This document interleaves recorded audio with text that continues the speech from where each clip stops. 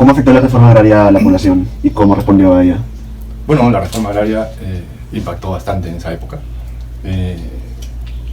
Había muchas diferencias sociales, ¿no?, entre los que eran los dueños de las haciendas y de los, digamos, hacendados de esa época, y los agricultores, ¿no?, los que trabajaban la tierra, ¿no? Era casi un estado de semi-esclavitud. Entonces la gente apoyó bastante. No había tanta información como hay ahora. Entonces eso hacía que los que no trabajaban en el agro, en verdad, no lo percibían, ¿no? Actualmente se sabe que una vez que Estados Unidos decidió no venderle más armas, empezaron a comerciar con la Unión Soviética. ¿Se podría considerar que aparte de armas también como que introdujeron un poco el socialismo en Perú? De hecho, ¿no? De hecho el gobierno, al ser revolucionario, entre comillas, venía con un discurso de esa ala, ¿no?, socialista, ¿no? De hecho, también ya en Cuba se había dado la revolución, entonces todas esas cosas influían, al igual que la Guerra Fría, ¿no? O sea, todavía había una división del mundo entre Estados Unidos y Rusia, ¿no? Y entonces uno estaba identificado por el socialismo y el otro por el imperialismo, el capitalismo, ¿no? En Chile mismo se dio pues el golpe de Estado también, en Argentina también, ¿no? Pero con otras corrientes, ¿no? O sea, en esa época en Chile no había golpe, pero estaba Allende, ¿no? Estaba ya una corriente más de izquierda llegando, ¿no? Yo creo que todo eso influía, ¿no? También un movimiento estratégico de las grandes potencias, ¿no? No sé si para vender armas, pero para de alguna forma ubicarse geopolíticamente en el mundo, ¿no? ¿Llegó a notarse algún tipo de actividad ideológica sospechosa en las universidades? En las universidades, claro, de hecho todo este gobierno transformó el movimiento político, ¿no? Yo creo que la izquierda en esa época sí empezó muy fuerte a trabajar en las universidades, ¿no? El pensamiento de izquierda, pero también era porque tanto en Francia en el 68 como en China, en Cuba, la Revolución Cubana, que había sido también a inicios de esa década, había un movimiento mundial, ¿no?, grande en el pensamiento, ¿no?, hacia cosas más igualitarias, ¿no?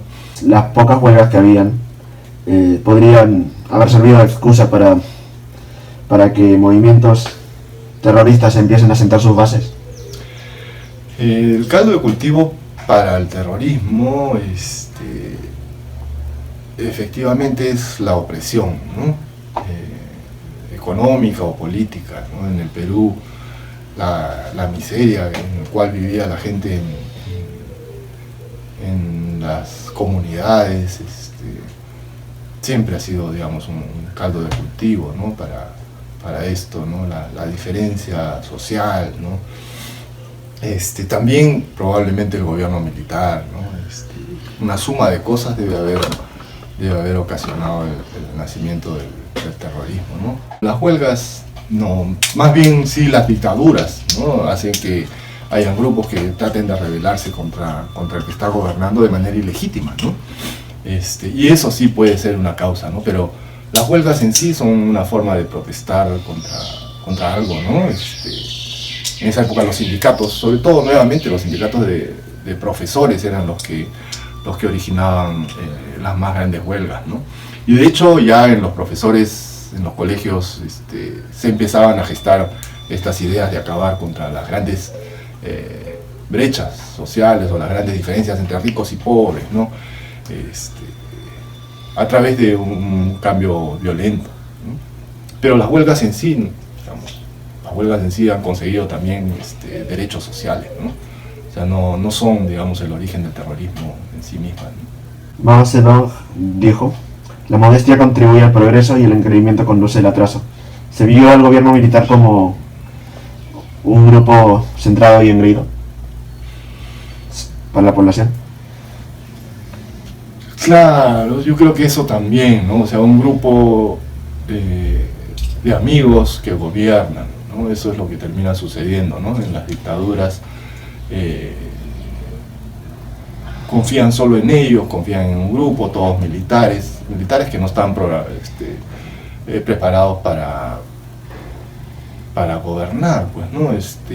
No son especialistas en transportes, no necesariamente son especialistas en salud, están preparados para la guerra, ¿no? En esa época todavía había posibilidades de haber una guerra con Chile o con Ecuador, ¿no? Entonces los militares estaban más preparados para la guerra, ¿no?